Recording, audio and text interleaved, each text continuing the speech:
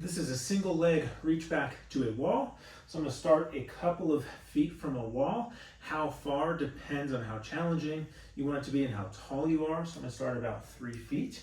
And so I'm going to balance on one leg.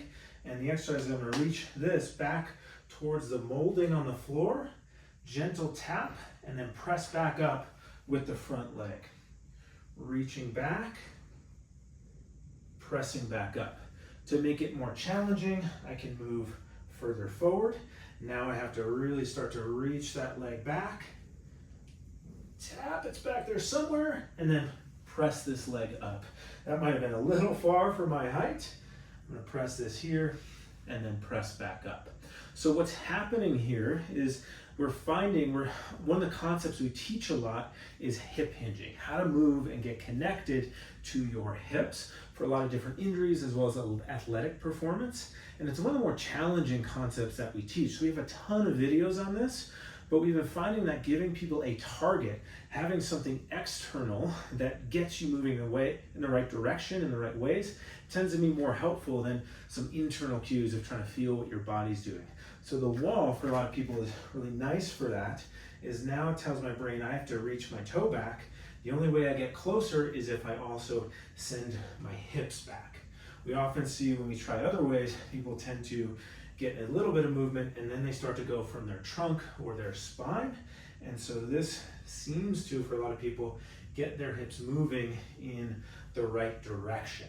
And so often we'll do a few reps here and then I'll have you hold this position and just match your leg to the other one.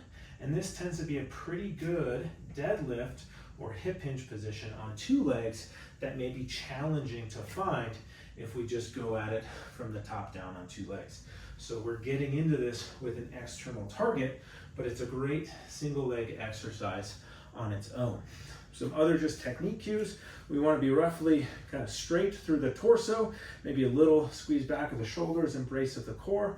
So I'm not over arched, but over flexed. But we don't have to overthink what the body's doing because reaching back for this wall often gets the movements that I want. From the balance perspective, I just want to be kind of centered on the foot. So heel, ball of foot, big toe, and pinky toe.